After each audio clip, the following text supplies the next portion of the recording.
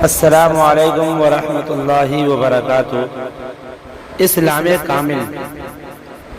ابو ہریرہ رضی اللہ تعالیٰ عنہ سے روایت ہے کہ رسول اللہ صلی اللہ علیہ وسلم نے فرمایا، اسلام یہ ہے کہ صرف اللہ تعالیٰ کی عبادت کرو، کسی کو اس کا شریک نہ ٹھہراؤ، باضابطہ نماز پڑھو، زکوٰۃ ادا کرو، رمضان کے روزے رکھا کرو، بیت اللہ کا حج کرو، بھلی بات بتایا کرو، بری بات سے رکا کرو، گھر میں آ کر گھر والوں کو سلام کیا کرو۔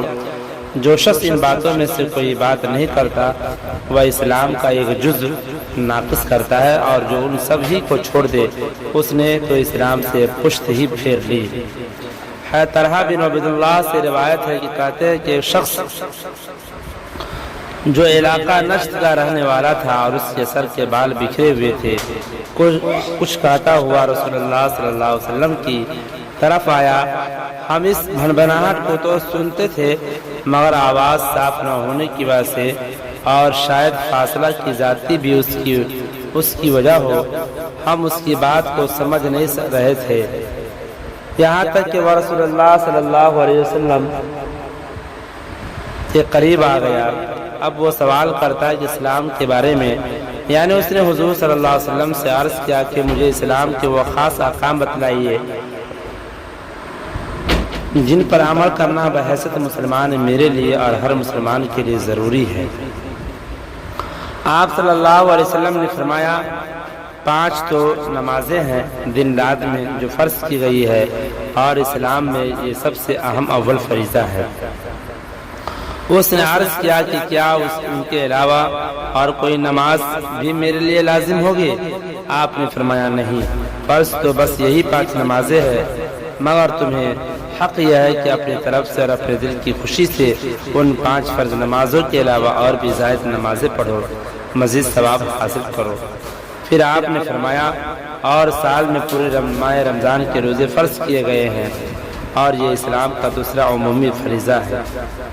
اس نے عرض کیا، کیا رمضان کے علاوہ کوئی اور روزے بھی میرے لیے لازم ہوں گے؟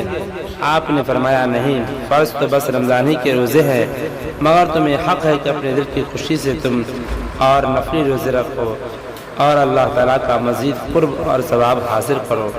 راوی کہتے ہیں کہ اس کے بعد رسول اللہ صلی اللہ علیہ وسلم نے اس شخص سے فریضہ زکوٰۃ کا بھی ذکر فرمایا، اس پر بھی اس نے یہی کہا کہ کیا اس زکوٰۃ کے علاوہ کوئی اور صدقہ ادا کرنا بھی میرے لیے ضروری ہوگا؟ آپ نے فرمایا نہیں، فرض تو بس یہی زکوٰۃ ہی ہے، مگر تمہیں حق ہے کہ اپنے دل کی خوشی سے تم نفلی صدقے کو دو اور مزید ثواب حاصل کرو۔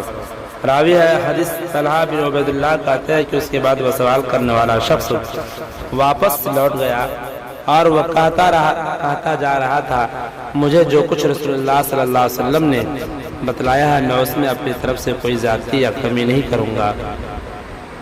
اور رسول اللہ صلی اللہ علیہ وسلم نے اس کی یہ بات سن کر فرمایا، فلاح پالی اس نے اگر یہ سچا ہے اللہ تعالیٰ سے حسن ظن۔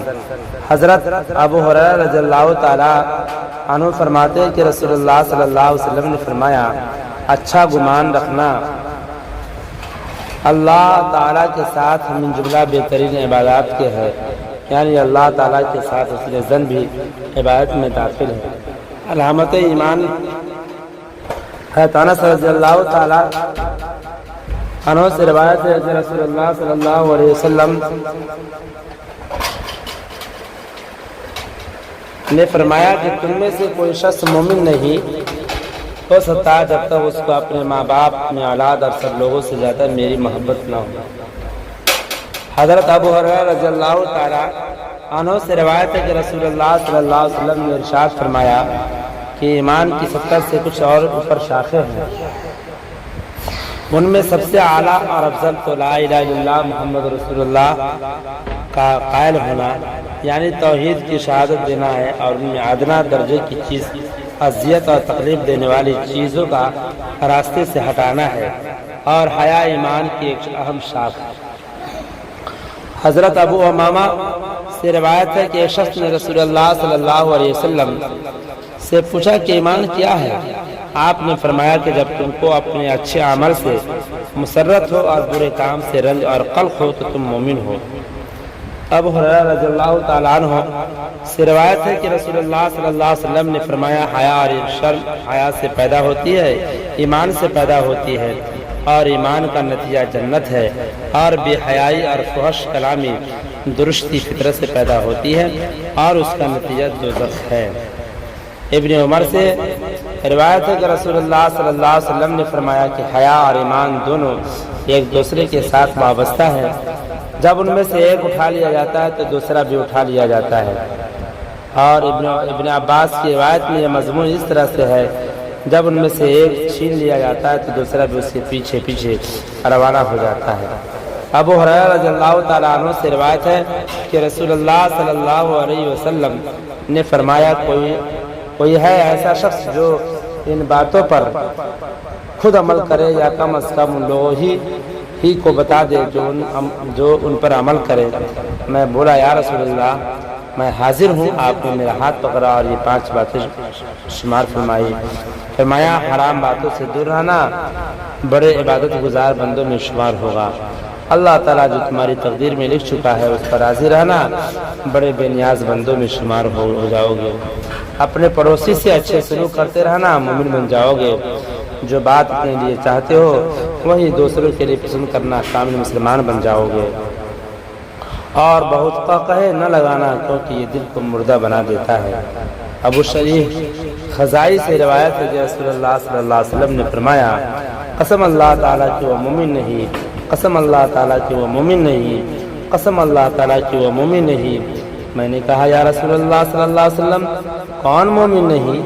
آپ نے فرمایا وہ آدمی جس کے پڑوسی اس کی شرارتوں اور آفتوں سے خائف رہتے ہو۔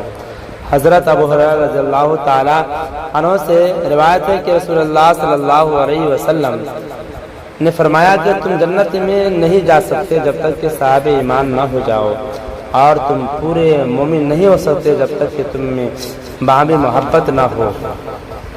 کیا میں تم کو ایک ایسی بات نہ بتا دوں کہ تم اس پر عمل کرنے لگو تو تم میں باہمی محبت پیدا ہو جائے؟ اور وہ بات یہ ہے کہ تم اپنے درمیان سلام کا رواج پھیلاؤ اور اس کو عام کرو۔ واللہ